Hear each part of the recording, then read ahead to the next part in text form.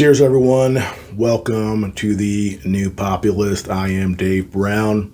We have some information about the John Durham investigation per the New York Times and other sources.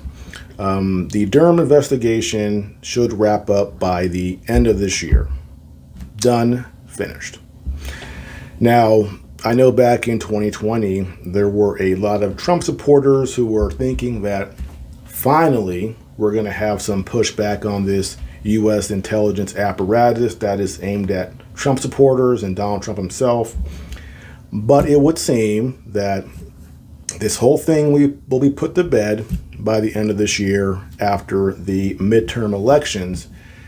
And in hindsight, I'm thinking, why was anyone ever that optimistic that this one guy, this one special prosecutor, would be able to substantively damage the FBI, CIA, or anybody else in Washington, D.C., the power structure?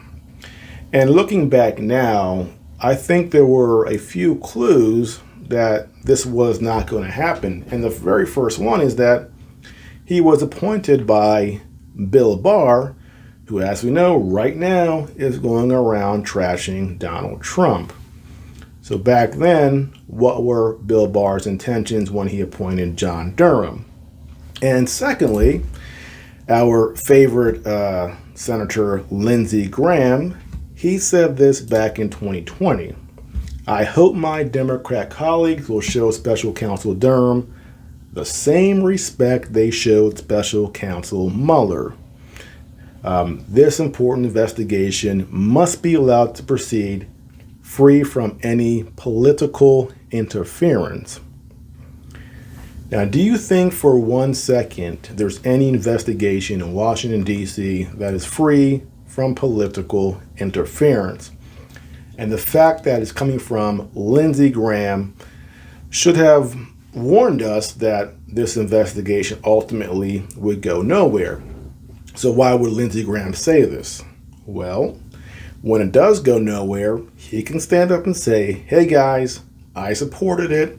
I wanted an investigation that was free from any political interference. And whatever John Durham comes back with, hey, we got to accept it and then move on, which is the key here. We can put it all to bed. And this is the repeated pattern anytime we've had any investigation or review of the CIA, the FBI, the DOJ. Of course, back in 2019, we had the report from the Inspector General of the Department of Justice, Michael Horowitz, and he was supposed to review the 4 phases in Crossfire Hurricane, and he found 17 basic and fundamental errors, but he goes, there was no evidence of political bias in the investigation. And then they moved on. And the exact same thing is going to happen with this John Durham report. And 2 things, it's going to happen after the midterms, so they don't want this to impact the midterms. And secondly, I think after this report comes out, this is when the DOJ might decide to indict Donald Trump. This is sort of the last remnant of the Trump administration. Once this goes away, you have an open road ahead of you. And I think that's when perhaps Merrick Garland makes his move. And one thing I always talk about, if you want to fight the system, it's not going to be one person. Not going to be Trump, not going to be Durham. We have to get inside the beast and fight back from the inside by, again, we can run for office at the local levels. We can work for these organizations even though we dislike them. But it's a collective effort to take back power within this massive Washington, D.C. establishment. And it will take a very long time. No single person can walk into D.C. and take it on by themselves. And the other thing that really helps the establishment is that these entities have this shield around them. And it's not just government. We see this with corporations as well. For example, Pfizer. They can have a drug that they aren't honest about the side effects, they can be held liable for billions of dollars. But who actually goes to jail? So corporations are kind of shielded from taking any individual responsibility as far as an actual person who has to pay a price. Same thing with government.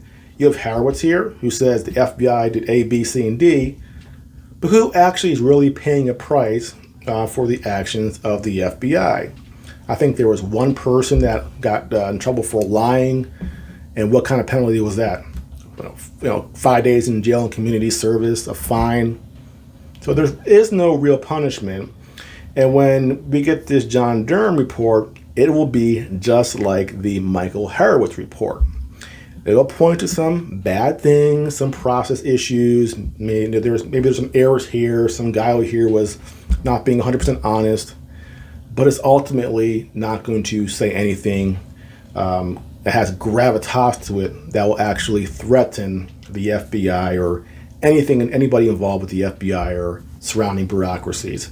Nothing at all.